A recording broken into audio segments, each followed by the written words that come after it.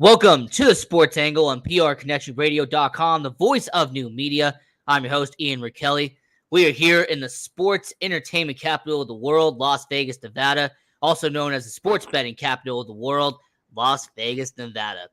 And with it being the NFL wild card, the playoff time is finally here. I had to bring on somebody who not only has a team in the playoffs, but someone very knowledgeable about the world of football. June Pierre from Off the Top Sports Radio. Welcome back to the show, my friend. How's it going? It's going great, man. It's going great. I'm happy to be back on here, man. Definitely back and happy to be back on here talking sports with you, Rock. Yeah. Hey, you know what? Absolutely, man. Absolutely.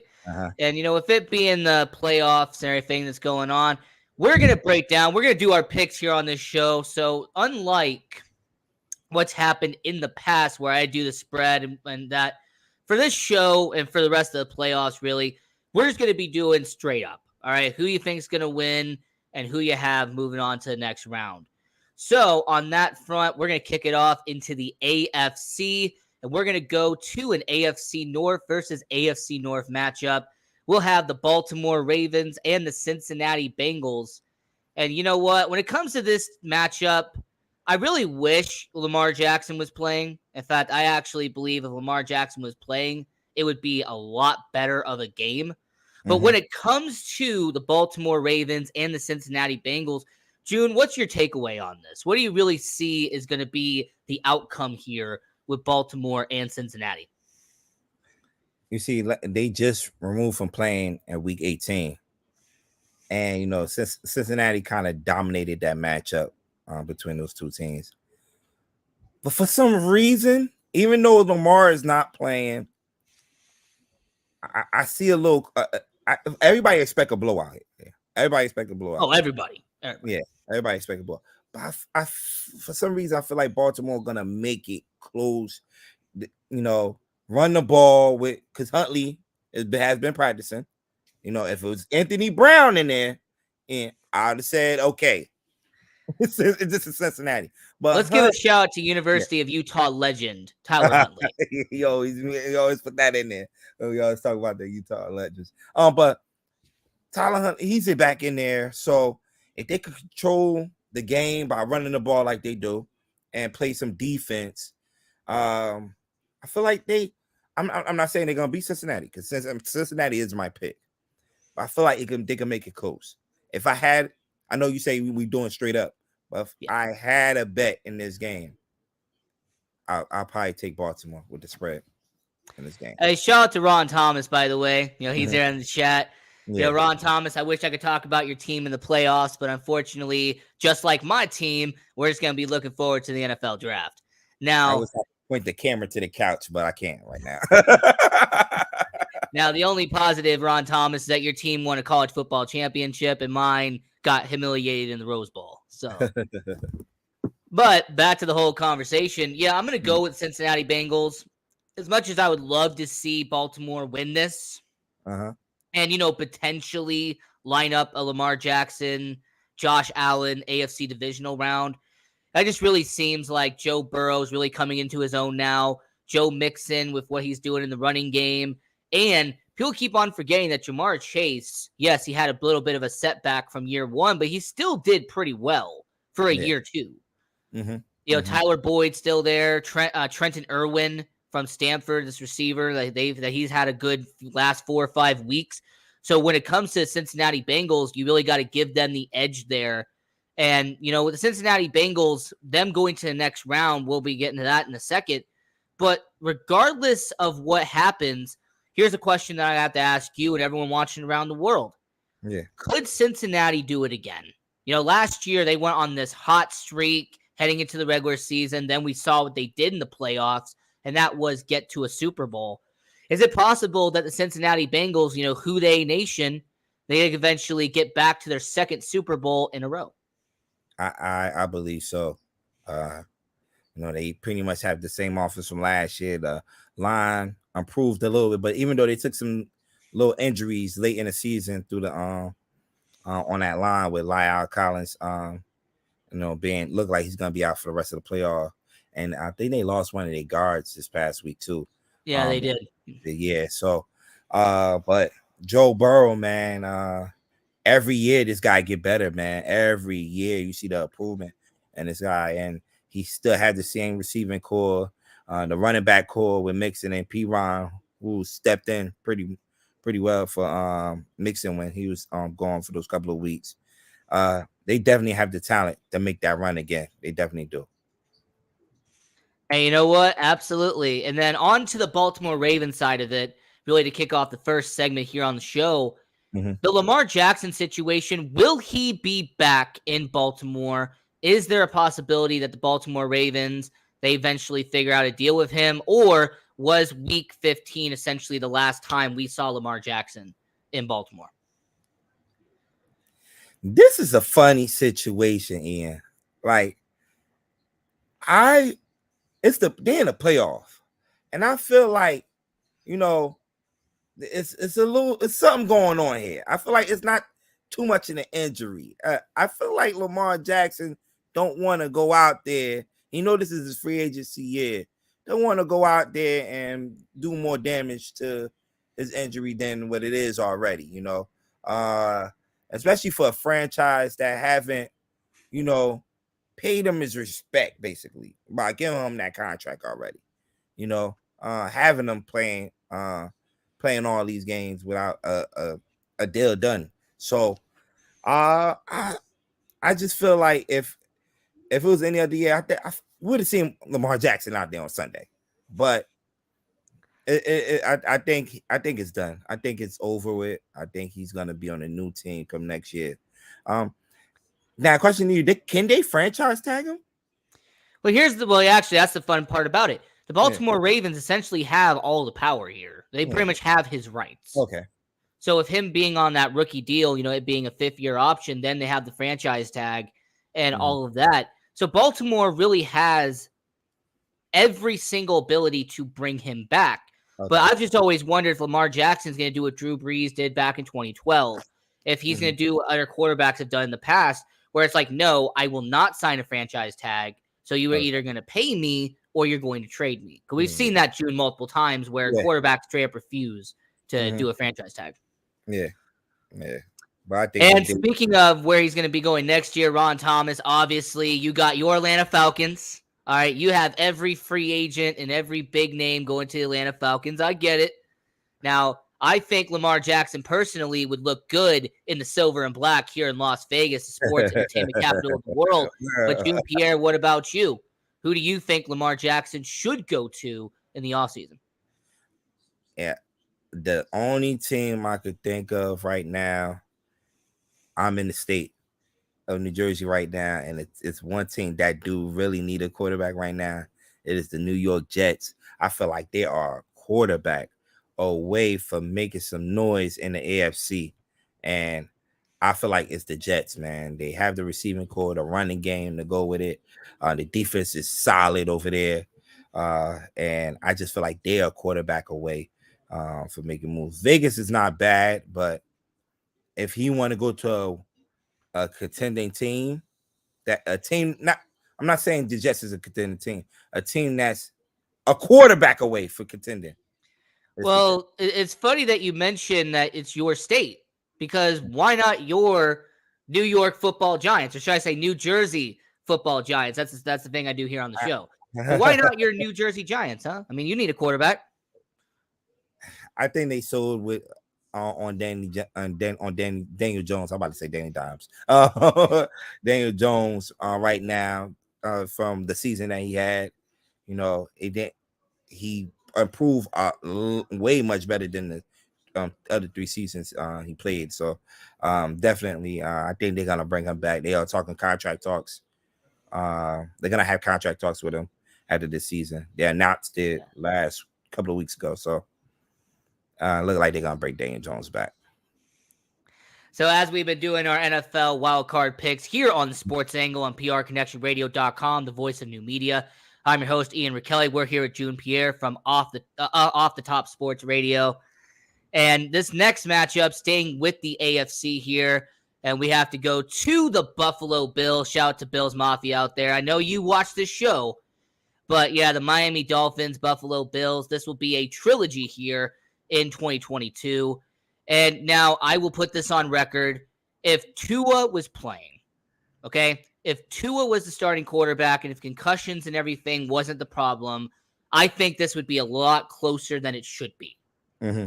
But with that being put in mind and the fact that maybe Skylar Thompson, the rookie from Kansas State, Teddy Bridgewater is a good backup, but I don't think that he's on that level that Tua was in terms of the offense.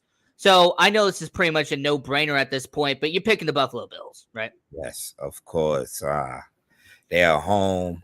From the events that happened a couple of weeks ago, I feel like they're about to go on an emotional run right now. Then you mentioned the Miami Dolphins are down to their third quarterback, rookie quarterback, right? Yeah, rookie quarterback, 7th round pick. Going into Buffalo. Going into Buffalo, it's not good, and especially when we just seen this matchup like 3 weeks ago. Miami did go into Buffalo and gave them a game. It came down to a game-winning field goal. And Tua was under center though, like you said, Tua was under center. Yes, he was. Right. Now you down to the third string quarterback. Come on, nah. It's gonna be it's Buffalo all the way. I think the spread is at what, 14? Oh yeah, it's a big spread. Big. Yeah. Spread. Nah, and he scored 11 points. They was playing baseball against the Jets on week 18. Those are baseball scores. Yeah, baseball. Yeah, I mean, you had the Toronto Blue Jays taking on the Miami Marlins. Yeah. So, yeah, I don't see them pulling this one off at all. Now, talking about the Buffalo Bills, obviously we all, remember the DeMar Hamlin situation. And, the Buffalo Bills, it really feels like they've rallied around DeMar Hamlin at that locker room, and not just Bill Mafia, but everyone in the NFL really has rallied around that. And with the Buffalo Bills, it really feels like it's their year. That the Buffalo Bills, if there was any time that Bills Mafia and Bills Nation could win a Super Bowl, that it would be this year. And looking at the odds, there's no question that they are one of the odds-on favorite to win in the Super Bowl. Would you say that it's an accurate statement that the Buffalo Bills are not just the favorite here, but are honestly one of the contenders for the Super Bowl? Yeah, they are. They definitely are, man. Led by Josh Allen, Stephon Diggs, who's having a great year. The defense, solid. I definitely think they could make this run. Now they announced a couple of days ago that if they do meet up with Kansas City, it will be at a neutral site. I don't agree with the neutral site. Everybody don't agree with the neutral site, but it's going to be at a neutral site. So the past couple of years, they problem. They just couldn't beat Kansas City in Kansas City. I mean, it's the ultimate home field advantage. Yeah. I mean, let's just be honest. I mean, Arrowhead is one of the best places to play. Mm-hmm. Yeah. So I believe this their year. I believe this their year. I have them earlier in the year to go to the Super Bowl, and I'm still sticking with it. I think this is their year. Yeah. Mm-hmm. And going back to our NFL predictions we did here on the Sports Angle on PR Connections Radio back in August, I had the Buffalo Bills, and I had a team in the NFC that I will talk about later in the show. And I said that it's finally time for Buffalo to win one. It's been forever and ever and ever. And it's really time for them to finally win one. Yeah. Now, one last part with the Buffalo Bills is there's been a lot of people, and on Twitter actually, they're talking about the repetitive matchups here in the first round. How you have Miami versus Buffalo trilogy. You have Cincinnati versus Baltimore trilogy. And people are saying that do you think the NFL is going to try to do something different moving forward, like the next playoff cycle? Will they try to do something different to make sure there's not as many repetitive matchups in the playoffs? Nah, it's bound to happen.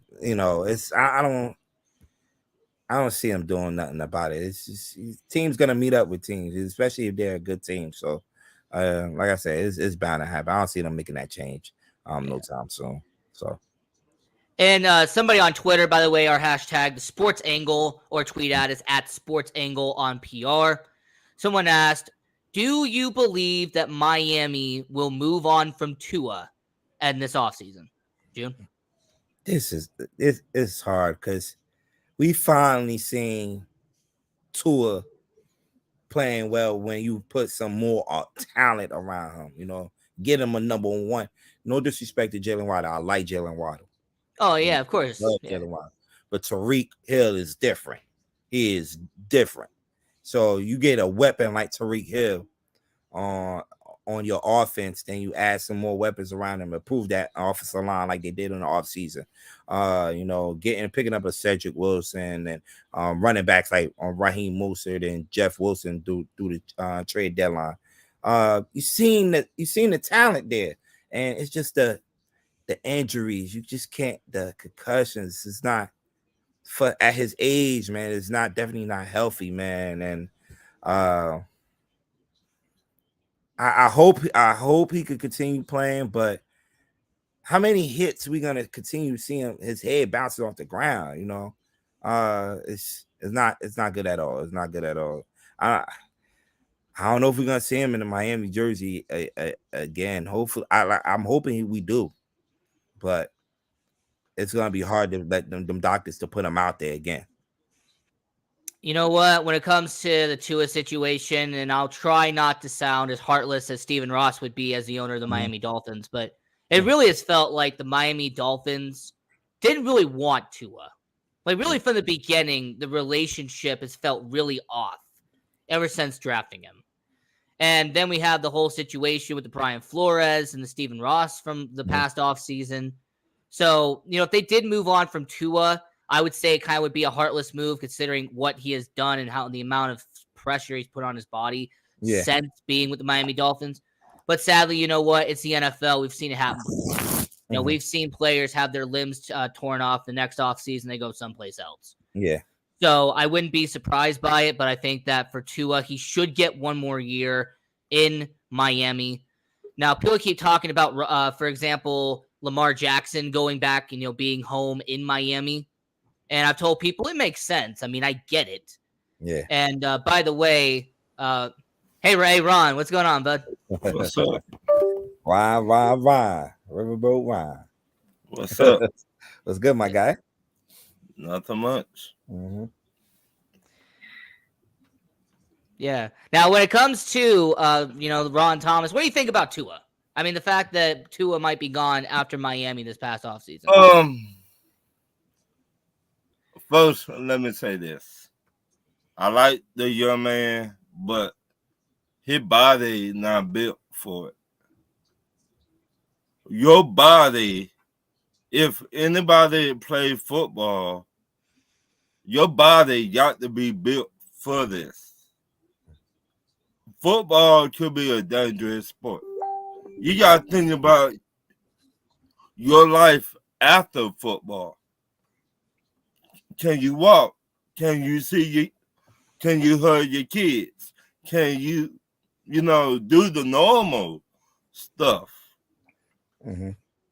And two, I think the Miami Dolphins will trade up in the draft and get a quarterback.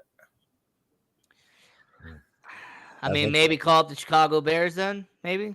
Maybe. I mean, but I just saying because if you keep on putting this young man out here and he keep on getting hurt, I mean, what? Actually, if we're being realistic with the NFL draft, why wouldn't the Chicago Bears trade Justin Fields to Miami and then draft Bryce Young for number 1 overall? I mean, they could, but I just saying. Me, I like Justin Fields. I would keep Justin Fields if I'm Chicago. Ian, Chicago Bears fans are really entertaining trading Justin Fields? Are we really? I'm going to say this as a Chicago Bears fan, and yeah, I'm so happy I could bring this up. When it comes to Chicago Bears, this would be the Bearsiest move out of all Bearsy moves. You have a franchise quarterback, you have somebody who could be your future, and you trade him away 2 seasons later because you want to bring in Bryce Young. You want to bring in the flashy new Lamborghini, even though you have a Ferrari already in your garage. Mm-hmm. I mean, that's the situation. If people keep mentioning, Justin Fields was ranked, I think, 25th in terms of Pro Football Focus. I'm like, what does that got to do with him being a potential franchise quarterback? Mm-hmm. Like, sometimes I feel like fans put too much stock in analytics. I'm just being honest. It feels like they use that against quarterbacks at times, and then they use it for quarterbacks. They pick and choose. So, now, very quickly, a Ron Thomas. So, Dolphins and the Bills. Who do you have in this game? I've been saying that all year. It go back to what I've been saying, experience. Buffalo got the more experience. Oh, yeah. I didn't look into that. Yeah, definitely do. They got experience. Now, you were right, June. They cannot beat Kansas City in Kansas City.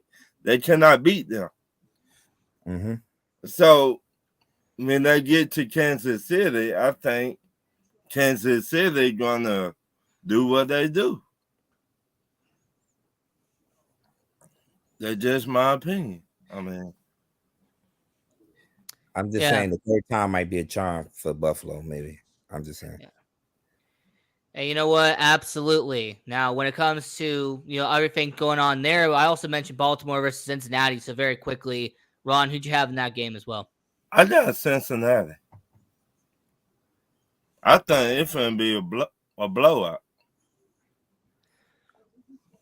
Some strange reason I feel like it's gonna be close. I don't know. I don't know why. But. Why? Because Lamar not playing.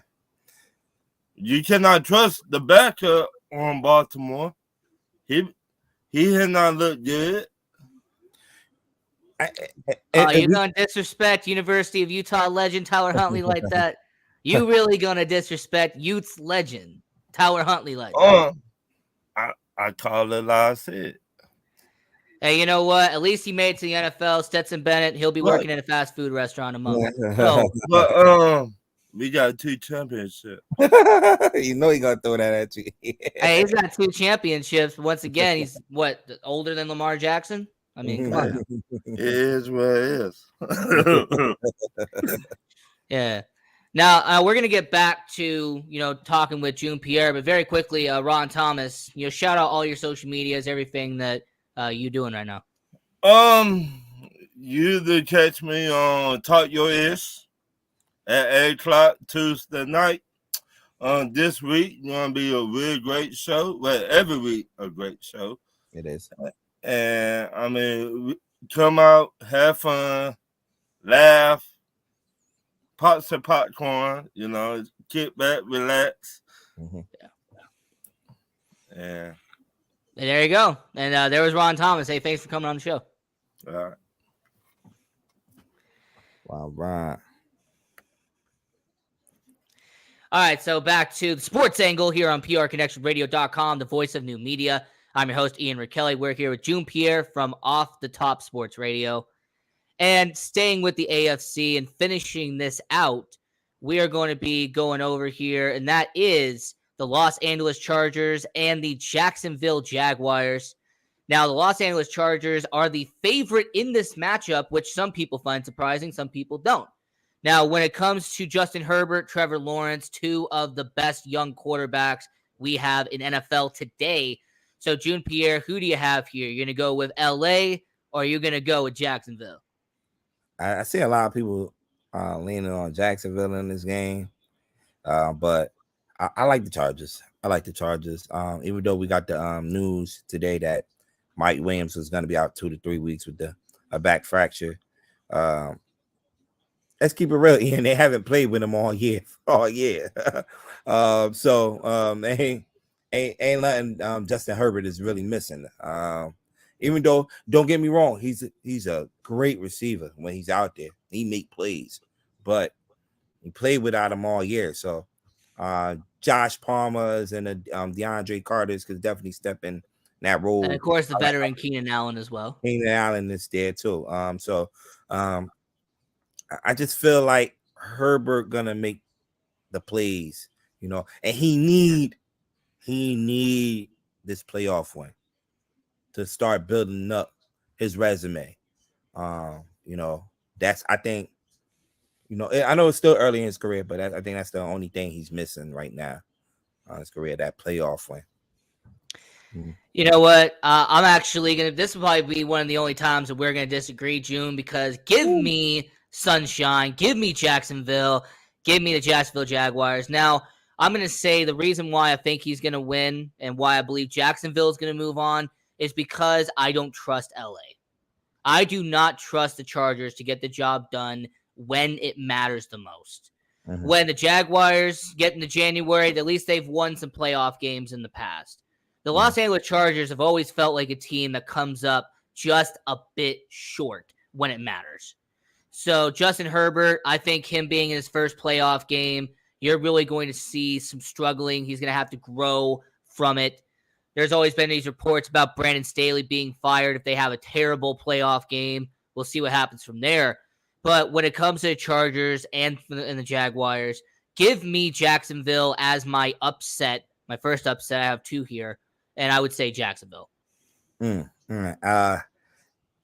when you was saying that, saying your part, Doug Peterson, the coaching advantage too. Coaching advantage, yeah, he won a Super Bowl. Doug Peterson definitely had a Super Bowl under you know, with the Eagles, so he definitely have the advantage there. So yeah, and you mentioned the history with the Jaguars being in a playoff. Let's go back in the middle of the 90s when they was there with Tom Coughlin, and Mark Brunell, yeah. And those guys. When Jacksonville made the playoff, they gave a team run for their money. Hey, a lot of people forget, by the way, that David Garrard was a really good quarterback back in the day. He only had like a 4 or 5 year run, but seriously, David Garrard. I mean, I still remember the game they went into Pittsburgh and beat Pittsburgh on a wild card weekend. I'm like, wow. I still remember that game. So, Pittsburgh thought they were going to take on New England. Jacksonville said, no, you got to play us first. Yeah. So, okay. And I'm gonna stick with my pick though. But I don't know. When I'm putting my bets in, I might have to be looking at that a little bit. Now, I will say, when it comes to bets, by the way, I trust Caesar Sportsbook. To me, it is the best sports book here in Las Vegas. But who do you go with? You know, who do you trust when it comes to sportsbook? I'm out in Jersey, man. So we do FanDuel. FanDuel, Sportsbook, yeah. Heavy on that, man. I'm definitely heavy on that. I'm on there now as we speak. So I'm heavy on that. So And since Dennis Holmes, we're good friends with him. If I didn't mention Circus Sports and the fact that they have those beautiful girls at Circus Sports that, you know, bring out your drinks, they have the pools and everything. Man, every time I bring up sports books, Dennis always goes, "What about that one that has the pools and the girls?" I'm like, "That's Circus Sports. That's at Fremont Street." So, yeah, I had to mention that for him. But, you know, back to the whole game real quick. You know, with Herbert and with Lawrence, you know, Burrow and Mahomes have really been the main two. Josh Allen is also there. But has this really been a great time to the NFL in terms of having these young quarterbacks kind of taking over from Brady and Rodgers and Breeze? You know, the old guard is kind of, you know, being replaced, but it feels natural, though. It feels like it's been a natural evolution. Yeah, you slowly seeing it, you know, the past couple of years with the Ben Roethlisberger, the Matt Ryans, you know, now we just got like 2 more left with Brady and Rodgers. And I love what the NFL did with scheduling this game right here, the Jaguars and Chargers, prime time. So everybody, because let's keep it real, everybody don't get to see Trevor Lawrence. They're not on national TV. I see him once a year, maybe twice a year. Yeah, once a year, twice a year. And the Chargers, you know, Herbert, probably some people have him top 5 on their list as a top 5 quarterback. Don't get the chance. The people out on the East Coast don't get the chance to see Herbert, Justin Herbert on the West Coast. So, yeah, man, I think we seeing the pass of the throne happening here, man, with these young quarterbacks. And I just mentioned this on my show the other day. It seems like they're all in the AFC for some reason. These young quarterbacks, man, they're all in the AFC. And Trevor Lawrence, he have a chance to put his name up there on tomorrow night, man, if he could pull this win off against the Chargers. It'll be curious to see what happens. And I have noticed about the AFC. Of course, Jalen Hurts kind of leading the way on the NFC side, yeah, but the AFC majority of the young guys are over there. yeah. Now we have to transition over to the NFC. I'm so glad you brought that up. As we're doing our NFL wildcard picks here on Sports Angle on PRConnectionRadio.com, the voice of new media. I'm your host, Ian Rakelli. We're here with June Pierre from Off the Top Sports Radio. And we have the Tampa Bay Buccaneers and the Dallas Cowboys, the matchup that I literally have caused arguments at work. Like at work, I'm at the post office and people are causing arguments and conversation about it. The Dallas Cowboys, they travel far and they travel well. Yes, they do. Now, Dallas Cowboys right now, if I remember correctly, according to Caesars, 2.5-point favorite. So it's not like it's a blowout type of situation. Yeah. But what do you think's really going to happen here? Because, Tampa Bay, you're going to be at home. You're going to be at that stadium right there, Raymond James Stadium. What do you see happening here? Because Tom Brady has never lost to Dallas, but the Dallas Cowboys, they normally will either get out of the first round and get their butt kicked in the divisional, or they will lose in a humiliating fashion in the wild card. What do you see here? I like Dallas in this game. First of all, they played bad this past weekend, week 18. With majority of their starters in there. So I feel like they're gonna have a bounce back game here against a Bucks team. That look like they've been playing well the past couple of weeks. But I feel like the Dallas defense is gonna get after that offensive line that's been struggling all year in Tampa Bay. They have that pass rush, and if it's one way to beat Brady, it's to get after him. I know as a Giants fan. Myself. Oh, indeed. Yeah, you would know. And Dallas got those guys on the defense side of the ball. Michael Parsons, DeMarcus Lawrence, and those guys, the Armstrongs. I can keep going. Dante Fire. Leighton Vander Esch. Yes, they have those guys that can get after the quarterback. So that's why I like the Cowboys. Even if it hurts for me to say it as a Giants fan, I like the Cowboys in this game. I feel like they're gonna have a bounce back game here. Now I will be going with the Dallas Cowboys. Now, granted, I would love to see them get absolutely pummeled and humiliated in the divisional round by the Philadelphia Eagles. But we're sticking to the wild card for now. We're gonna stay at the wild card. But when it comes to Dallas Cowboys, look, better offense, better defense.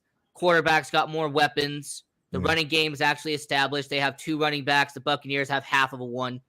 And, I like the fact that the Dallas Cowboys, look, Dak Prescott, when he's not turning over the ball, and I've said this before, and I've gotten some heat for this, Dak Prescott is a top 5 quarterback if you take away the interceptions. Yeah. His completion percentage is normally always around 70%, 69%, 68%. He's a reliable quarterback. His only negative is causing turnovers late in games. Yeah. That's been his only main problem. Yeah. You need to cut it out, though. Now, one thing, this Bucks defense do have some players on that side of the ball that can make plays. When you talk about the 2 middle linebackers and Devin White and David, Antoine Wellfield on that back end of that defense. So they got some guys that could make some plays on that defense side of the ball. So he gotta be careful how he's throwing that ball out there on Monday, because those guys will make you pay. And Brady, man, Brady is Brady. This is his favorite time of the year, playoff time. So you never know. And Mike Evans too. Mike Evans and the Trayvon Diggs matchup. That's one matchup I'm looking forward to see. Absolutely. You got a top 10 receiver going up against a top 5 corner. So yeah. And I love going to our Twitter, at Sports Angle on PR. We put poll questions up on there, and we had a poll question this week about who would win this game. Who will be the team that wins here? And 67% of you said Dallas is going to win this game. So I always include our poll questions because we don't want to leave our social media out there. But yeah, so 67% picking the Dallas Cowboys. And last week I had King Czar. You know who he is. Yeah. I had King Czar on the show. And somebody on social media said this, and I want to see what your feedback is. If the Dallas Cowboys were in the Super Bowl, it would be the highest rated Super Bowl of the last decade. I agree. I live in Jersey, and I feel like it's a more Cowboy fans than Giants fans for some reason out here.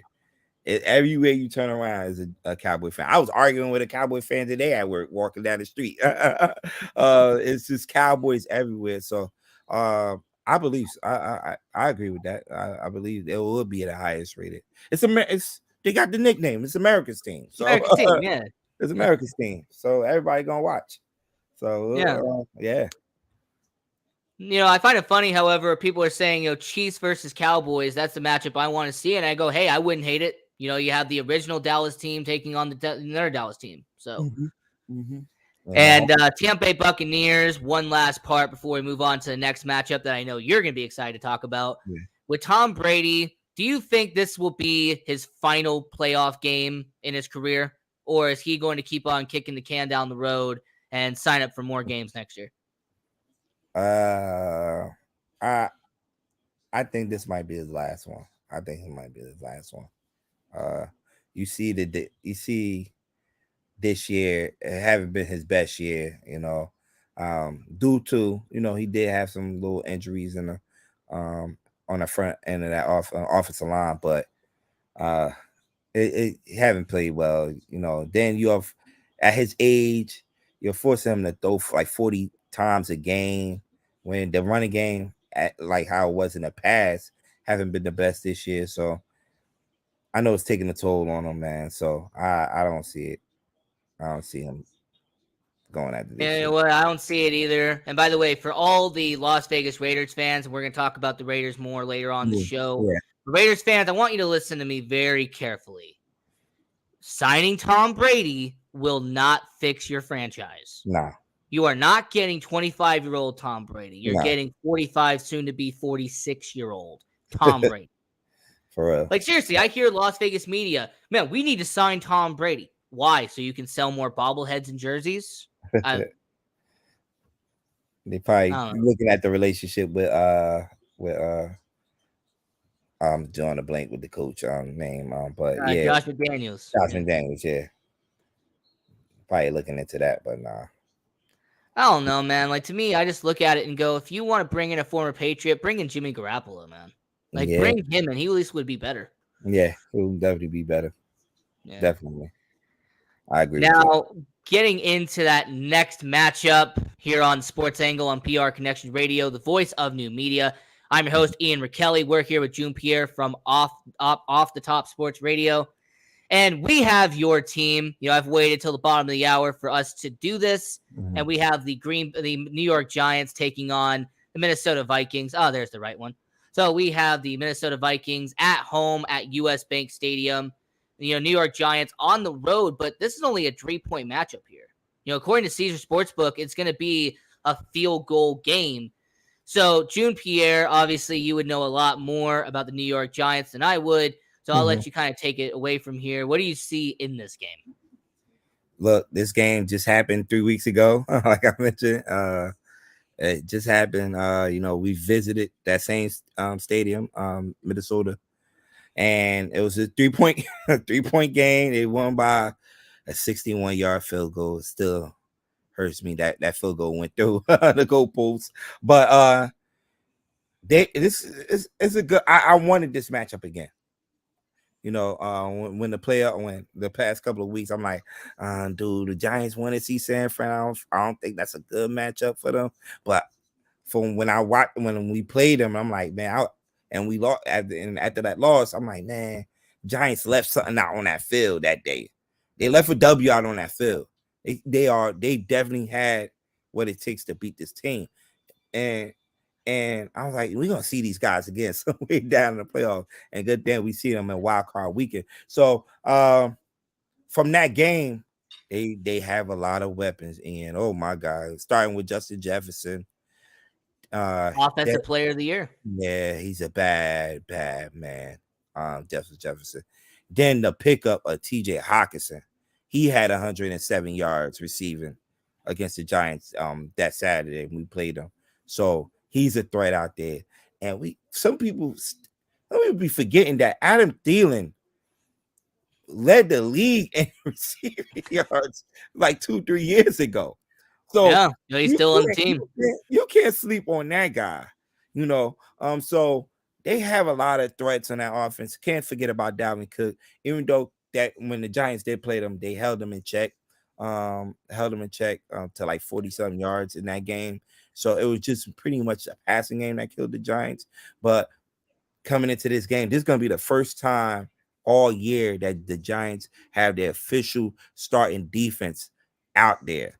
With Adoree Jackson, who we didn't have in that first matchup, will be out there and most likely will be matching up with Justin Jefferson.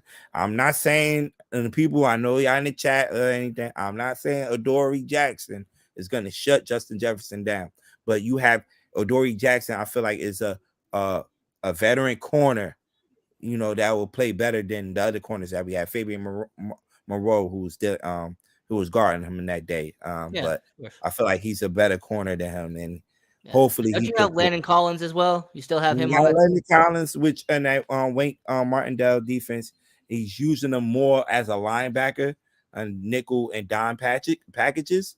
So in just a couple of weeks ago, he just returned a 51-yard interception to the house. So he has been a big help to that defense. We need the all pro D tackle and Dexter Lawrence to continue playing how he been playing all year. Stopping the run and making making a pass rush towards Kirk Cousins. But like I say, man, and as far as the offense, I know I went too much in on defense. As far as the offense, we got to control the game. This can't not be a 35-38 game, or we're gonna lose here. We can't afford to be in the shootout with these guys. I just mentioned the weapons that they have, and they could battle they could go with the best of them. We don't have that. We don't have that much talent. That talent to be in the shootout with teams. We got to make it ugly. It got to be in the 20 range, 24 to like the 24 to 27. That was good. That was Giants football right there. So you got to keep it in between that. 30, we in trouble. We seen that all year with the Giants. We in trouble. So we got to control the ball, run the ball with Saquon Barkley and Daniel Jones, like how they been doing all year. And let's see, and keep it close in the fourth quarter. Everybody knows if the Giants keep it close in the fourth quarter, they have a chance to win that game and win this game. So, you know what? Absolutely. And, when it comes to Minnesota Vikings, I have said for the longest time, and there you go, you got to represent. But when it comes to the Minnesota Vikings team I have right behind me, I've been really questioning how bad they've been in the second half of the year. First half, they looked dominant. They were beating up on the worst teams in the NFC, beating up on teams in the AFC. But it was those losses against the Eagles that made me question certain things. It was losses that they've had late in the year against Green Bay. It was a struggle they had against Chicago. It's just I look at the Minnesota Vikings and I just go, aren't you the biggest frauds I've ever seen in my life? I mean, you're a number 2 seed that acts like a number 7 seed. I mean, this is a Minnesota Vikings team that really should not be where they are.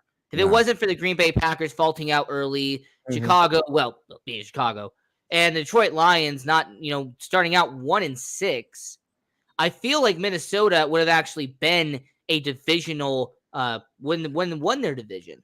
Yeah. Because this team really did not do well in the second half. So because of that, I'm taking the New York Giants. I'm taking your team to beat the Minnesota Vikings here. I got them going to the next round. I think I already know what your answer was as well. But when it came to the New York Giants, I trust them more than Minnesota. To me, this is a game that Minnesota will lose more than New York will win because the Vikings just haven't been performing. I'm kind of mad at the NFL right now.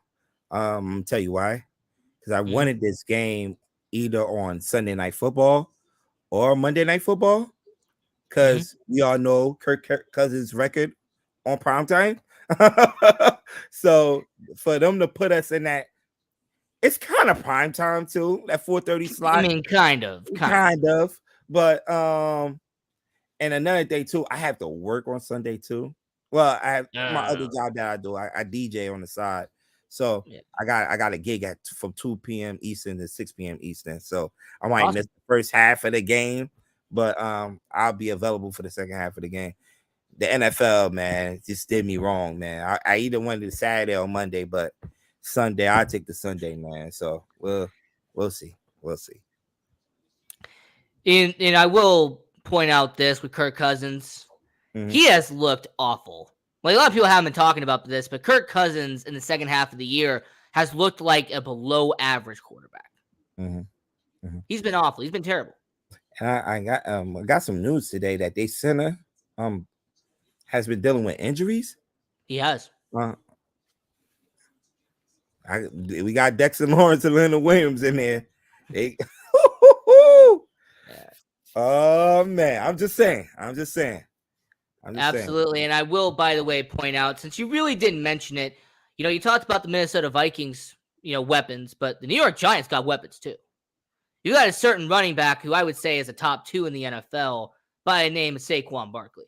I mentioned him. I say they run the ball with Saquon and Daniel Jones. So they need to run the ball with him. And Saquon should at least have 90 to 100 yards rushing.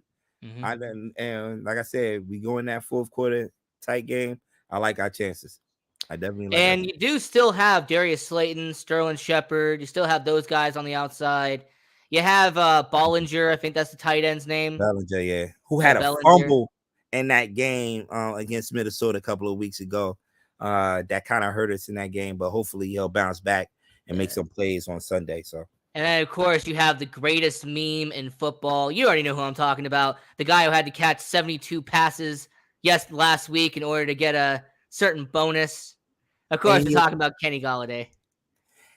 So, and he caught his first touchdown pass. Touchdown for the Giants. Now I'm looking at it like, and everybody always told me this too, because I never really watched him in Detroit. Like you probably seen him a lot. Oh, I saw him plenty of times. Plenty of times as a Chicago Bears fan. They said most of his touchdowns have come when it's contested. Last week touchdown, Darius Slay was on him. It was contested. So I'm looking forward to Sunday. Or is Dable going to use him in situations like that on Sunday? I will say also, he has to be writing a check to Matthew Stafford. I've been saying this for the last 3 seasons. Kenny Golladay needs to write a check to Matthew Stafford, because if it wasn't for him, he wouldn't have gotten that $72 million. Hell no. Just robbing New York right now. Yeah, Matthew Stafford made him look like he was an elite receiver. Robbing us, man. But very similar to Golden Tate. Ironically, you would know about him as well. Yeah, I do. Yeah. At least Golden Tate made a couple of touchdowns. Yeah. So if you had to make a prediction, by the way, you had to do a score. I did this with King Czar last week with the Cowboys. I do it with every person I bring on the show. For your team, if you had to make a prediction on what you think the score is going to be, NFC wildcard round, the New Jersey Giants taking on the Minnesota Vikings. Who do you got? 20. I'm gonna go 27 to 23. 27 to 20. We gotta keep it in the 20 range. I have it 23-17. Yes, I like that score too. You gotta keep it there. If it go over 30, we in trouble. We're in trouble. Daniel Jones will have to play his best. And as we've been talking about the NFL wildcard picks here on Sports Angle, I'm your host, Ian Rickelli. We're here with June Pierre from Off the Top Sports Radio. And we got into our last matchup here, getting towards the final of the first hour here on the show. And, of course, we have to go down to Santa Clara. We got to go to Levi Stadium and the San Francisco 49ers. Now, San Francisco 49ers, I picked them as my NFC pick all the way back in August. I had Buffalo and San Francisco, and I'm going to keep Buffalo and San Francisco until certain things change. But June Pierre, once again, this is another rematch. I mean, we've seen San Francisco versus Seattle. This will be the trilogy of that matchup. But really, I mean, what do you expect here with San Francisco versus Seattle? I mean, this is a matchup where Brock Purdy, the young quarterback, has never been in the playoffs before.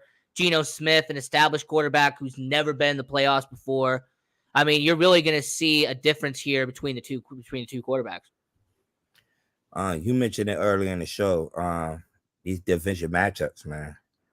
It's hard to beat a team 3 times in one season.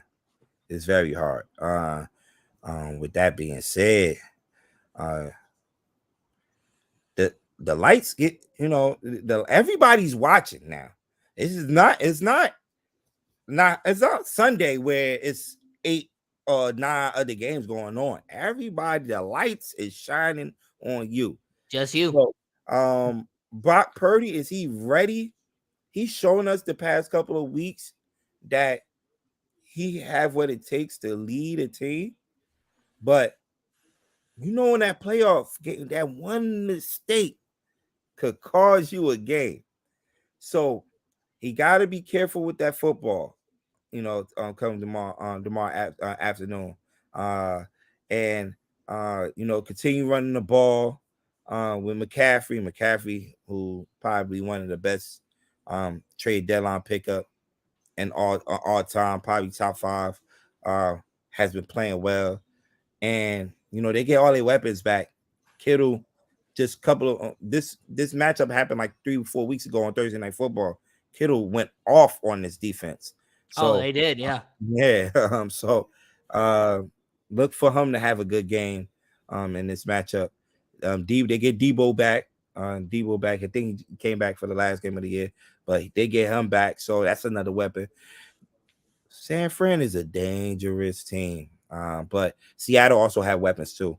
When you talk about the running back and Kenneth Walker, the rookie running back and Kenneth Walker. You think he's going to win Rookie of the Year?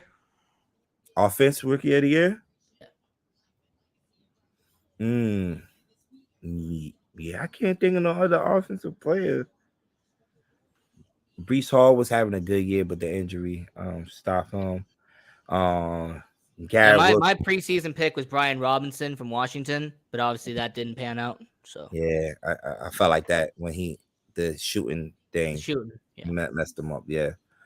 Garrett Wilson don't have enough touchdowns, but he have the yards, but he just don't have enough. Chris Olave, Drake London.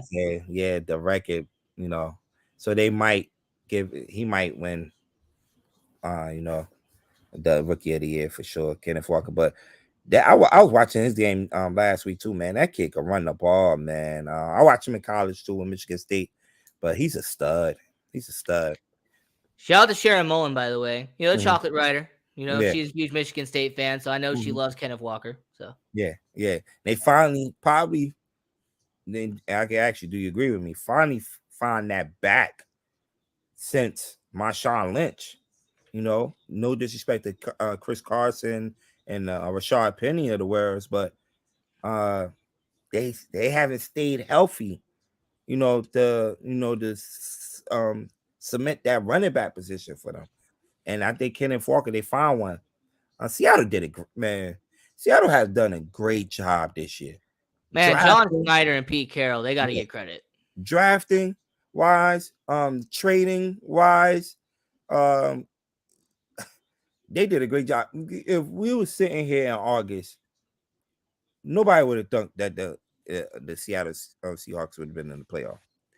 You know what? Had the Rams or the 49ers coming out of the NFC West.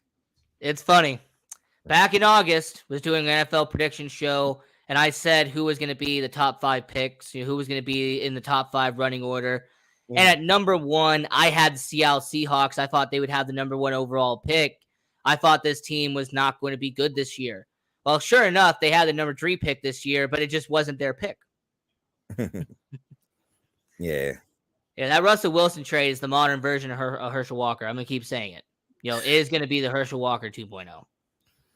They won that trade, man. Right now, as of right now, they won that trade in a landslide. Yeah. So with San Francisco, I understand Philadelphia. I get Dallas. But San Francisco right now, should they be the favorite coming out of the NFC? When you look at the total package, the team wise, when you look at what they have on the offensive side of the ball, like I mentioned, I didn't even, when I was mentioning the weapons that Purdy had, I mentioned just Kittle and Samuels, but I did not, and Cat McCaffrey, but I didn't mention Brandon Ayuk. Jennings, that could be a weapon for them. I didn't, they just Their got backup Elijah, running back, they Mason. just got Elijah Mitchell back. So they have it on the other side of the ball. Then today they just had 3 all-pro guys on the defense side of the ball, and Nick Bosa, Fred Warner, and Hufanga named today. So that tells you a lot about their defense. So I feel like they the most put together team to make the run in the NFC. Now I'm not sleeping on the Eagles. Eagles definitely had a great year. I felt like, you know, they didn't finish the season off. Well, I mean, the Jalen Hurts injury was the main reason why. Yeah, kind of so. And Yeah, that really derailed them. So, and I agree with them for playing with the coach for having them playing in week 18, because they definitely was gonna get the bye. So just to get some rust out, but we'll see. But I like 49ers, so I love the 49ers. So 49ers in this game. By the way, shout out to Chicago Bears linebacker Roquan Smith for being a first team All-Pro. So and he got paid too this week. Oh, he got paid too. He got paid this week too. Yeah, he got paid. The one reason why the Bears wouldn't trade him, because he didn't get paid. So. Good old Chicago Bears. We don't want to sign you, so we're gonna trade you. There you go. Now, getting to the Seattle Seahawks, though, I just want to very quickly mention Geno Smith. There's a possibility that he might not be back next offseason. If the Seattle Seahawks do move on from Geno Smith, which I believe would be a terrible idea, but for argument's sake, let's say they do move on from Geno Smith, is it a possibility that they could go out and get one of the top 2 quarterbacks in the free agent class, or are they going to double down in the NFL draft? And if CJ Stroud, for example, is at 3, or if Will Levis, they're blinded by his talent and his NFL like size and frame, would they draft a quarterback at 3, or will they go after one of the quarterbacks in free agency? I think you gotta get a young quarterback in there. I don't think you go get another. You got a veteran in there already in Geno Smith, or I'll go get another one. Then you have it. Go get that young quarterback, and have him sit behind Geno Smith, and let's see, man. Geno Smith. It was weird when they announced it the other day that he now hold the regular season record for passing yards. I'm like, what? That was over Geno Smith. Yeah, and Warren Moon too. A lot of people forget that Warren Moon. Yeah, I'm like, wow. What that tells you what kind of season he had this year. As the quarterback. So I feel like to go get a young quarterback. Don't get another veteran to sit behind. To be on the bench for him. Go get that young quarterback so you can set your future, because the future is bright over there. As far as with the corner that they drafted this year, Woolen, Tyreek Woolen, Tyreek Woolen, he's gonna be special. They drafted 2 tackles. I can't just think about it was Charles Cross, I believe. Yeah. And there was another guy. So. Yeah. They did very well in the draft, man. And we talked about the trade already, the assets they got back for that, and the players they got back for the owners trade with Noah Fant and was it Shelby Harris? Shelby Harris, good defensive tackle. Yeah. So now, as we get to the end of hour number 1 here on the Sports Angle on PRConnectionRadio.com, the voice of new media. Now, I gave away my Super Bowl matchup. My prediction is the Buffalo Bills, San Francisco 49ers. But June Pierre, what's your pick? I like the Bills. I like the Bills, and I did kind of like big up the 49ers a lot just now. So I might be leaning that, but don't be surprised with Philly, because you do have a West Coast team coming out east. If that matchup do happen, if it It do happen, does. Yeah. It is always a thing with West Coast teams coming out east, man. They don't play well, but that game will probably be because which championship game was the first game? I want to say it was the AFC game. Yeah, it was the Yeah, AFC. so it was Cincinnati and Kansas City, Yeah, and so then it was that Rams and the 49ers. So this year, Rams and 49ers, yeah. this year it flips this year. Now it'll be the NFC championship game first. So yeah, so it's the time zone issue thing. That might play into it, but it'll be a good matchup. It'll definitely be a good matchup. So I might lean Eagles, but 49ers for sure. Hey, you know what? The fact that June Pierre here, you didn't pick the New Jersey Giants. Nah. Come on now. Pick your Giants, man. Go all in. Go all in. Put your chips in the middle. We got a long way to go, my God. We got a long way to go, man. But I'm just happy to talk playoff. Usually my season was over in week 3, week 4. Yeah, it's been what, about 5 or 6 years, if I remember, like 2016, 2017? 2016. That was the last time we played a playoff game. It was in Lambeau, and y'all know how that went. But it feels good, man. I just can't wait till Sunday. I'm gonna be nervous. I'm gonna be so nervous. I'm gonna feel like I'm out there by the go to Minnesota and play against these guys. But man, it's I'm just happy to talk playoff, man. It's a great feeling. And you know what? Speaking of your Giants, what do the Giants need to do to get to make a Super Bowl? Like, what would it be in order for the Giants to really get to that point? Because I know that you said that you're just really happy to be there, but I always look at it as, all right, then what do they need to do to get to a Super Bowl and do what they did back in 2007 and in 2011?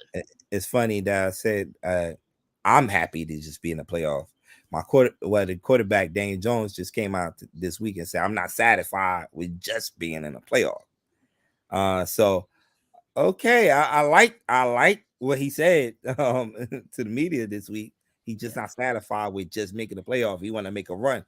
And if follow the Giants' history, when Eli was under center, when the Giants was in the playoff, they probably, no matter where they was at, wild card team or division, they probably the most dangerous team in the NFC because they one of those teams that could always make a run in the playoff. So and it's both times we made the made it to the playoffs. The championship runs I'm going to mention. Yeah, of course. We was wild card teams. You were. Yeah. So like you said, for the far as to make the Super Bowl, the front office is set already. I like what they did in the offseason, getting Joe Shane from Buffalo and Dabo. Those guys, I think it starts right there, getting the coach right. They definitely got the coach right, and you see the culture change too. The culture change. They're playing hard. Guys not giving up out there. So you see that now. I feel like now, let's put it all together. Now let's get some more weapons around Daniel Jones. Let's see what he really made of. This year I like what Philly did for Jalen Hurts this year. Even though that's they built around him. Yeah, even though that's the rival, they went to go get him some weapons. They got him that number one receiver. I want to see Daniel Jones with a number one receiver now. You have the back already. The line, I think they're doing a good job with the line. The line is going to get better and better. Shout out to Andrew Thomas, by the way. Yeah, shout out to Andrew Thomas. Yes, because that first year, we are looking at Gettleman like you picked the wrong tackle. You should have picked Becton. But look who's winning that now. Becton haven't played football in 2 years, almost 2 years. Probably played one game in 2 years.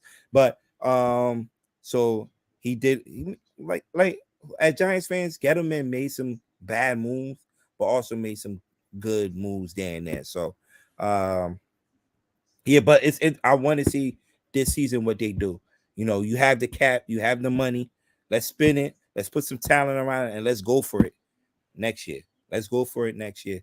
But like we still in 2023. We still got a game to play. So you never know. You never know.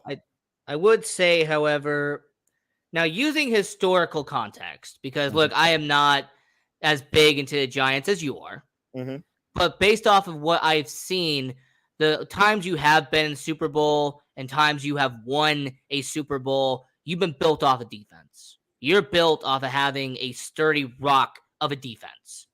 So if I'm the New York Giants, I would continue to add to the defense because look, on offense, if you have the right person at quarterback, it kind of helps the situation. But if you have a great defense that's top 5, top 2, it can go a long way. So from an outsider's perspective, I would say just continue, making that defense one of the best in the NFL. Yeah. You mentioned historically in the past, we definitely did have good defensive linemen. Let's put that too. Great defensive linemen. And I like Dexter Lawrence. We mentioned our pro guy. Avon Thibodeau definitely look like he's going to be a star in this league. Leonard Williams, we picked up in free agency, and Ozzy Jalari. He just needs to stay healthy, but he definitely looked like he's going to be a player on the field. That pass rush, we get that pass rush going like the past couple of years, man. Sky's the limit. Definitely sky's the limit. So I definitely agree with you on that. Adding more to that defensive side of the ball, to get us back, because that's Giants football. Let's go back to the late 80s with Bill Parcells and Belichick calling defense. You had to have a solid defense. Yeah, I mean, you had Lawrence Taylor, Carl Banks, Leonard Marshall. Yeah, that's some really good players on the team. Yeah. So it definitely do start with the defense. So what I'm talking about, offense, defense, stack up on more defensive players, and the offense will come, right? Yeah, I mean, that's the way I'm thinking about it. Now, I love that somebody mentioned this on Twitter because it's a great segue. And somebody asked at Sports Angle on PR, do you believe that the New York Giants would be interested in the guy who used to play here, and that is former Raiders quarterback Derek Carr? Early in the season, I would have definitely entertained that. And Derek Carr, because it's funny, a couple of years ago, I was arguing with a guy in the barbershop, barbershop talk. Oh, yeah, just normal talk. Yeah. Normal talk. And he was telling me, man, Derek Carr have great numbers. I'm like, get out of here. You don't have no great numbers. Then he showed me his numbers, and I'm like, Derek Carr, when he's on, he could throw the ball with the best of them. So, and I'm like, and I started watching him more, and I'm like, Derek Carr is not that bad. He just need everything around him to work. And this year, the problem was everything was not working around him. He played most of the year without most of his weapons, and Hunter Renfrow and Waller. I know he had Adams, of course. Adams, one of the best receivers, but first team All Pro. Yeah, but you need your full repertoire around you to be successful. And Josh Jacobs, he did have Josh Jacobs a running game, but I just felt like Josh McDaniel was not a fan of the guy. At the end of the day, was not a fan of him. So, do I see him in Big Blue? No, I definitely could see him in Jets green for sure. I'm out here in New Jersey and New York, and all in the radio shows, all you hearing is, let's bring Derek Carr in and have Zach Wilson sit behind him for a couple of years, and so he wasn't. But so, he's gonna be one of the top quarterbacks available. Was it today that he sent out the note? Yeah, he had that message for all Raiders fans. Yeah, Raiders fans thanking them for everything, and he's moving on. So, you might see him in the tri-state area soon. You know, there's a lot of teams that need quarterbacks. So we'll see. So I've always wanted to ask this because I've always been curious about this. Whenever I listen to New York radio, we have access to, Sirius XM and everything like that. Whenever I listen to WFAN or any of the radio stations based in New York, it really feels like it's like 90% Jets, and then every once in a while, oh yeah, the Giants exist too. How accurate is that? It just feels like the Jets control the entire NFL in New York. And if you listen, like I listen to it every day, you'll think the Giants is not in the playoff. How the Jets fans just keep calling about the season, how they started 7-4 and they lost 7 straight games, and just crying all day on the radio. So it does feel like that around here. But we're the most successful team football wise in New York the past couple of years. So they're just trying to get to where we at right now. So and they probably go on 12. 12 years. It's been a while. 12 years since they make the playoffs. So it's just like I just had to ask that question because whenever I listen to it, they're talking about the Yankees, the Knicks, the Jets, and then if they ever talk hockey, it's always about the Rangers. And I'm like, dang, I know the Islanders exist, but wow, okay. Yeah. Nah. But anyway, let's get back to Las Vegas, which is where the Sports Angle on PRConnectionRadio.com, the voice of new media, is located. We're here in the sports entertainment capital of the world, the sports betting capital of the world, the marriage capital of the world, whatever the heck you want to call it, capital of the world. And I will say with the Raiders, with Derek Carr, we all know that it's eventually it's done. He's moving on. After 9 seasons, he is no longer going to be the quarterback. So if you had to speculate, June Pierre, if you had to say, all right, here's my crystal ball, here is who's going to be under center for our silver and black here in Las Vegas, who would it be? I would say a veteran quarterback, because you don't want to bring a young quarterback in there because you have a Devontae Adams. He didn't come to Vegas to rebuild. Because that's what you're doing when you get a young quarterback. You're telling your team that we're rebuilding, basically. Yeah, of course. So, I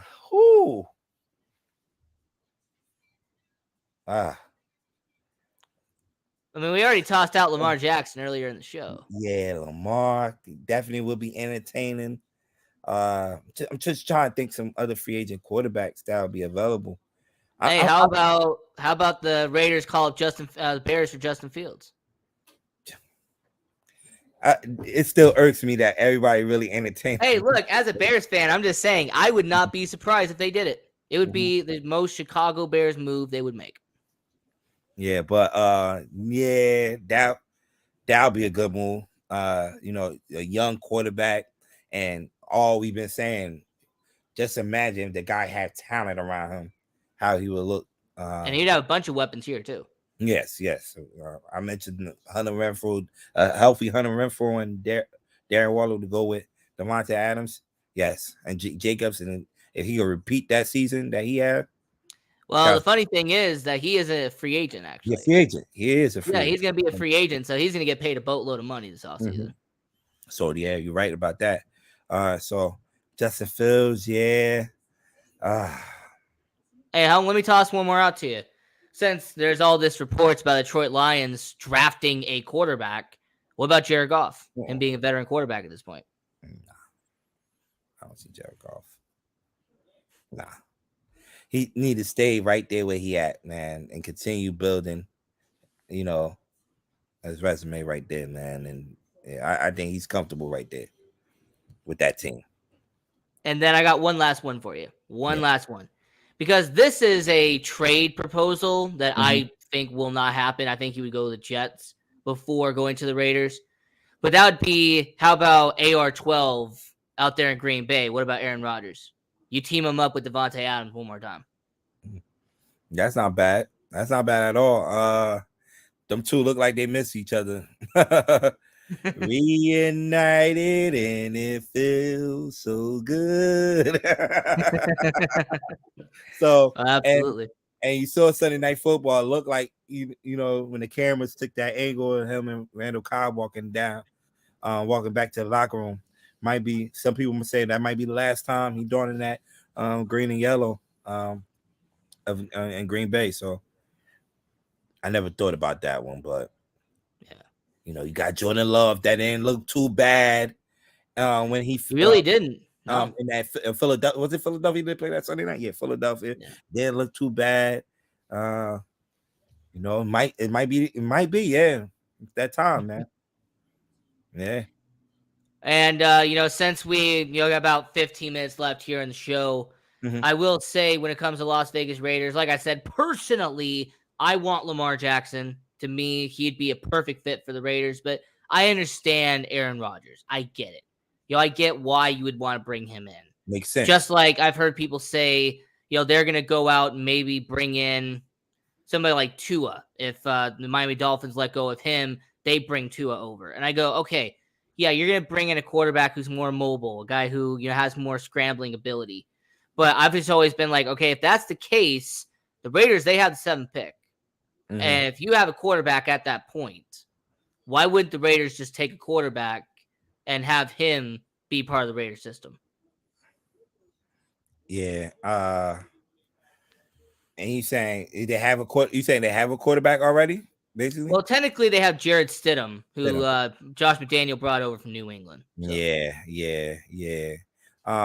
He looked good one week, and last week he just looked like a regular quarterback. Yeah.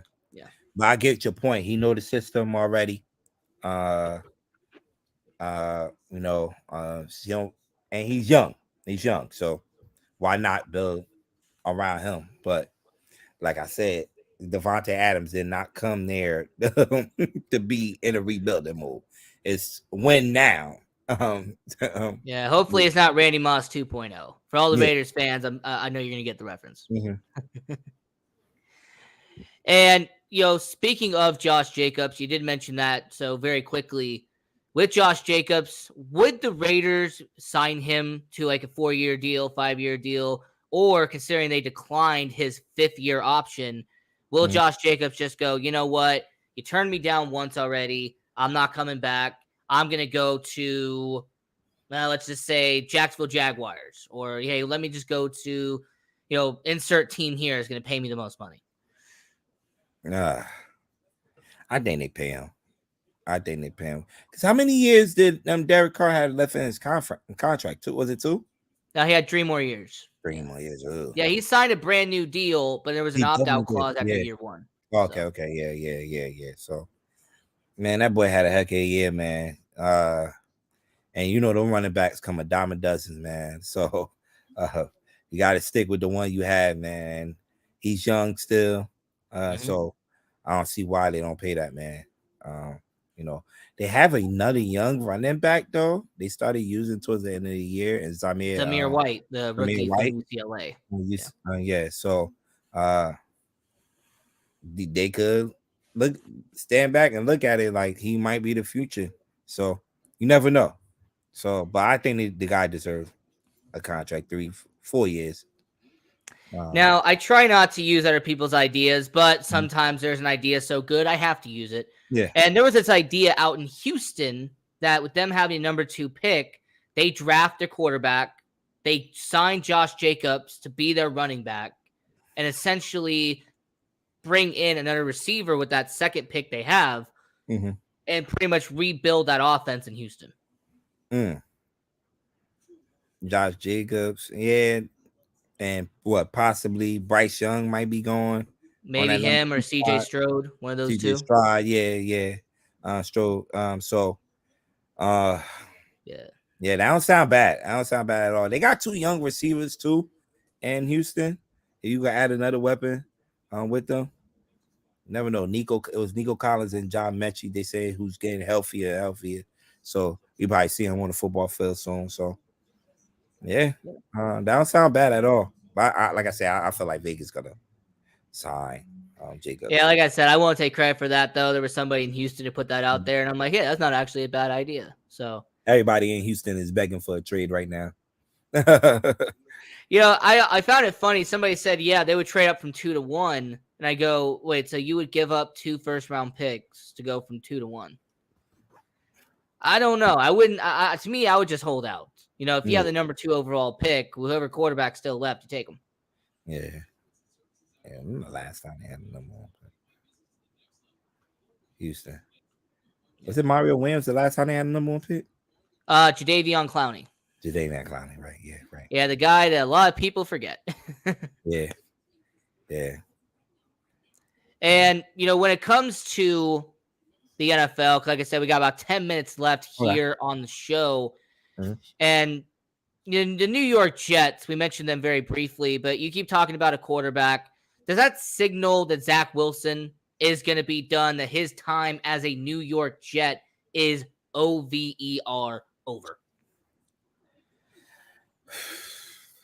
Would you see with Zach Wilson's situation? I believe that a quarterback should at least get 3 years to prove to that franchise that he belongs.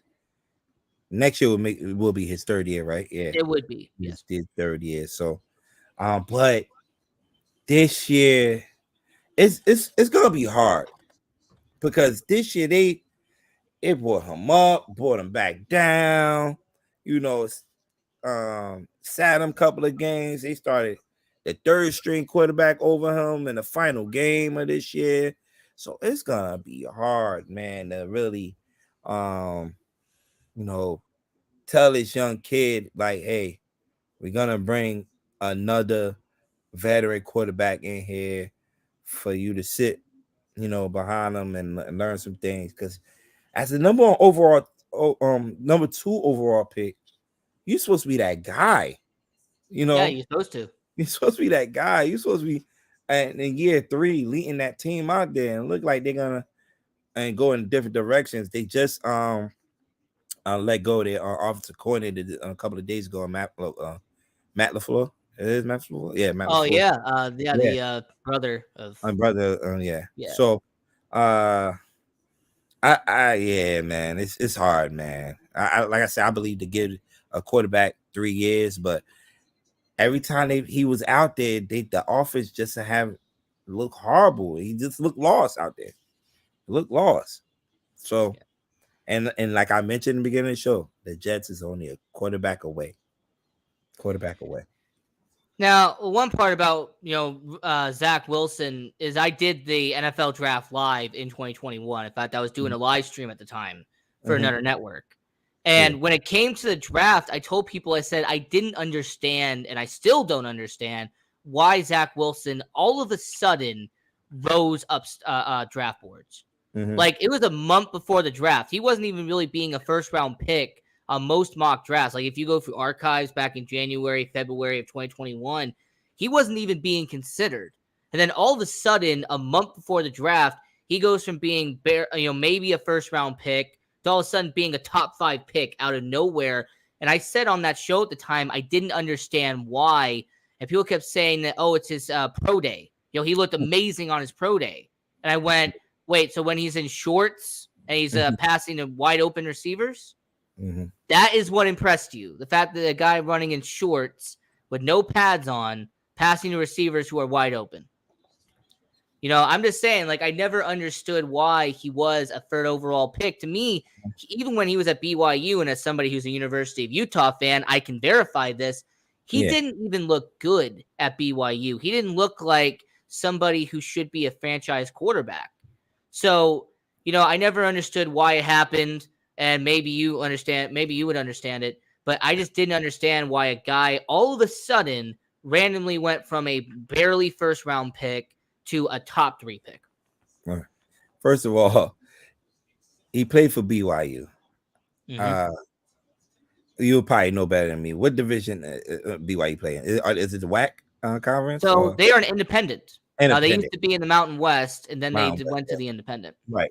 So, and the only time we probably seen him on national TV against a good team, it was, I don't know if you remember, was Coastal Carolina.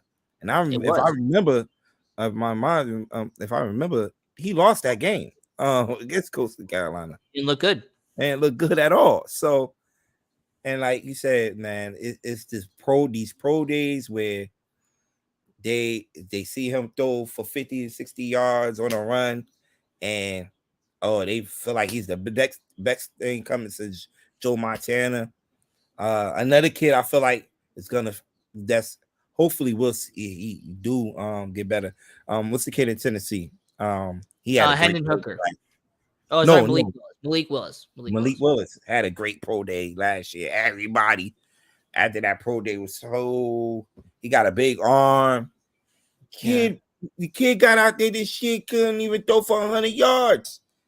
They had to go get a quarterback off the streets to play quarterback for them in their most important game of the year. Yeah, Josh Dobbs, man. Shout out to him. Dobbs. So miss me with these pro days, man. Miss me with these pro days. Right. Like, I actually went back and looked at archives, and he was the 6th ranked quarterback, and then he goes number 2 overall. It just didn't make sense to me.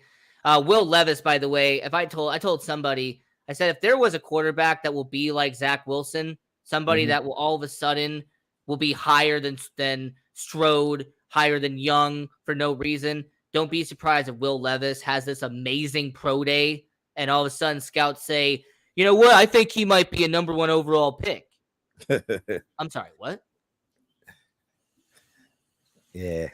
I don't know, man. Like these pro days, I just feel like general managers see them go 60 yards in shorts with no pads on and go, oh man, he could do that in the NFL. Yeah. They hype him up, man. They hype him up. For sure. And of course, Mel Kiper Jr., who, man, he gets paid a lot of money to be wrong. So yeah. So now we have about 5 minutes left here in the show. So this is kind of going to be a rapid fire question here. All right. But the Philadelphia Eagles, Jalen Hurts, do you think he should be given a max extension this upcoming offseason? Hell yeah. After that season he had, hell yeah. He did definitely deserve an extension. He proved to you that once you get some talent around, he could make things happen. And if it wasn't for that injury, probably getting the MVP trophy in a couple of weeks from now. Probably Phil could get it too. Don't count that out. But I mean, he could. Absolutely. Yeah. But Mahomes have video game numbers, man. Out there. So that's gonna be hard. But yeah, he deserves it. Yeah. Mm-hmm. So I will say the next question: San Francisco 49ers, they make the NFC Championship game. Who will be the starting quarterback? Because keep in mind, that is the time frame that Jimmy Garoppolo was projected to make his return. So who will be the starting quarterback, Jimmy G or Brock Purdy? What this remind you of? And let me just test your knowledge. What this remind this situation? Tom Brady and Drew Bledsoe. Look like we going back down to this alley again. And we are talking about the 49ers might be favorites in the NFC. You got to go with the high hand. You see Belichick stuck with Tom Brady. Same situation. Well, Tom Brady was a 6th-round draft pick. 6th-round pick, yeah. Round draft pick. Mr. Irrelevant right here. So go with history. Go with history. Stick with the quarterback that's got you there. That's my thing. And the last segment here on this show, we have had NFL head coaching vacancies, and there have been head coaches that have currently been interviewed. So I'm not gonna try to go in depth on it, but I will say there are 2 teams that have currently done interviews. I just want to get your feedback and see what happens there. The Arizona Cardinals have apparently interviewed Sean Payton and have interviewed San Francisco 49ers defensive coordinator DeMeco Ryans, the former Houston Texans linebacker. So who do you think will be the head coach in Arizona next year? In Arizona, that's a crazy situation over there. And I don't like it for both of those guys over there. That's tough. I don't see those 2 guys going there. Hey, how about the other guy they interviewed, and Brian Flores, former Dolphins head coach? Maybe. I thought he was interviewing for a defensive coordinator job. He's been interviewed twice. Once for the Cardinals and the second for the Browns. Browns, okay. So that's not bad move for him. But Sean Payton, I feel like he need to walk into a situation that the team is ready. Like, I feel like Arizona is a kind of in a mess right now, far as, with Kyler Murray situation, you don't know if he's coming back healthy. So you got to walk into a good situation. Sean Payton, teams that make sense for Sean Payton, I would say, is Denver for sure.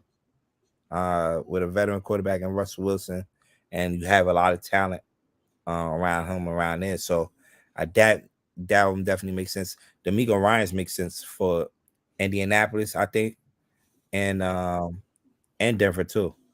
Those are my I also heard Jim Caldwell interviewing for some jobs. Jim Caldwell got interviewed by Carolina. Yeah, Carolina is not a bad job neither. Yeah. Now I'm gonna do my kind of crystal ball thing. I have D'Amico Ryans going to the Arizona Cardinals. I think he would be an excellent fit there. He'll be able to, he'll help out the defense. For Carolina, give me Jim Caldwell. We mentioned it recently, but yeah, Jim Caldwell. He was good in Detroit. Really got fired for Matt Patricia. Really should tell you all you need to know about Detroit. And he was really the last great head coach the Indianapolis Colts had. So, for the Denver Broncos, you know what? As much as I hate to say it, I think that they'll probably go with a defensive-minded person. And I've seen that they've interviewed D'Amico Ryans, Sean Payton, and Rams defensive coordinator Raheem Morris, who has been a head coach before in the NFL. Yeah, so I wouldn't be surprised if Raheem Morris is the head coach in Denver because of what he already has experience in the NFL. Yeah. Houston Texans, they've interviewed Sean Payton, D'Amico Ryans, their former player, and Detroit Lions offensive coordinator Ben Johnson. Yeah. I'm gonna put a name out there for you, Kellen Moore. Okay. He's already in the state already. Why not? Yeah. I personally think they should go for Eagles defensive coordinator Jonathan Gagnon. If I had to put somebody out there. Indianapolis Colts, you mentioned them. Well, they interviewed their special teams coordinator, Bubba Ventrone. They interviewed Ben Johnson and Aaron Glenn, the defense coordinator for the Detroit Lions. Aaron Glenn, not bad. And that's who I have them getting. I think Aaron Glenn would be an excellent choice for the Indianapolis Colts. Him being a former player, now turned defense coordinator. And their defense, even though they have Shaquille Leonard this year for the most of the year, but their defense still solid over there. DeForest Buckner and those guys, they still good over there. Yeah. And we actually gotten to the end of the show here. I will say, June, by the way, thank you for coming on the show. Yes, Definitely sir. appreciate you coming on. Anytime, man. Thanks for the invite. Man, I love coming here talking sports with you here. So anytime you need me, man, just let me know ahead of time, and I'm here. Absolutely. And this was another great episode of the Sports Angle on PR Connection Radio. Have a good weekend. Watch all the NFL games and have a good one.